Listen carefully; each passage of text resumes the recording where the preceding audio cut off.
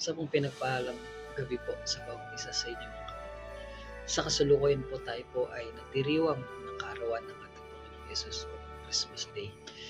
Alam ko po ang bawat isa ay nakatanggap na ng regalo mula sa mahal sa buhay o tayo po mismo yung nagbibigay ng regalo sa ating mahal sa buhay. No, so ba mga kapatid, ang Christmas Day po ay ang kapanganakan ng ating Panginoong Yesus ay sumisimbolo ng pag-asa kung saan tayo po ay dapat ay nasa sitwasyon na kung saan tayo po ay walang kalayaan sa kasalanan.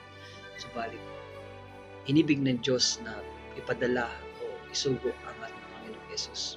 Siya'y nagkatawang tao no, para po tayo ay mapantayan. Inubad niya ang kanyang pagka-Diyos, inubad niya yung na dapat na siya yung master natin, siya yung pinakadakila. Subalit, pinili niya na tayo, siya po ay pinanganak bilang tao para tayo po ay mapantayan. No, ganun po kabuti ang Panginoon. At para po tayo bigyan ng pag-asa. No, namatay po ang ating Panginoong Jesucristo. Although alam naman ng lahat kung anong ginawa ng ating Panginoong Jesucristo, kung bakit siya naparito. No, sabi po sa John chapter 10 verse 10, sabi po niya doon, kung babasahin po natin ang sabi doon, naparito po ang Diyos upang tayo po ay bigyan ng buhay na sagana at kasaya-saya. Ganun po ang dahilan mga kapatid kung bakit pinanganak ang isang Jesus, isang batang Jesus during that time, para po tayo bigyan ng pag-asa, para po tayo bigyan ng buhay na sagana at kasaya-saya. Sabi po sa Book of John chapter 3 verse 16, sapagkat gayon na lamang ang pag-ibig ng Diyos sa sanlibutan, kaya binigay niya ang bugtong na anak upang sino mang sumampalataya sa Kanya ay hindi mapahamak, kundi magkaroon ng buhay na walang hanggan. Ganun po kabuti ang ating Diyos. Isinugo niya ang Kanyang bugtong na anak upang tayo po ay bigyan ng buhay, bigyan po tayo ng saganang buhay at hindi tayo mapahamak. So, ang Christmas Day po mga kapatid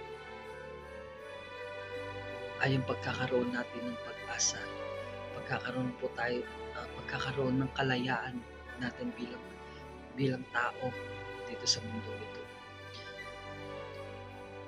Nang dahil po sa kapanganakan ng ating Panginoong Yesus hanggang sa kanyang kamatayan mga kapatid, nandun yung pag-ibig ng Diyos sa sanlibutan. No, ganun po kabuti ang ating Panginoong Yesus. That's why we celebrate Christmas Day mga kapatid. Sa pagbibigay is not about pagbibigay sa material things o mga bagay, financial. This is all about love mga kapatid. Yung pinakita ng ating Panginoon, yung sariling buhay niya para lang tayo bigyan ng buhay na sagana at kasaya-saya. Kaya mga kapatid, huwag po natin sayangin yung pagkamatay ng ating Panginoong Yesus sa krus ng Kalbaryo, kung saan gusto ng ating Panginoong Yesus na tayo po ay maligtas at kanyang makasama sa kanyang kaharian. Bigyan niya tayo ng buhay na sagana at kasaya-saya. Ngayon mga kapatid, tanong ko po sa inyo sa oras pong ito, ano yung choice mo? In the book of John chapter 10 verse 10, sabi niya doon, naparito ang magnanakaw para manira, magwasak. Subalit ang Diyos ay naparito para bigyan po tayo ng buhay na sagana at kasaya-saya. So meron po tayong two choices mga kapatid.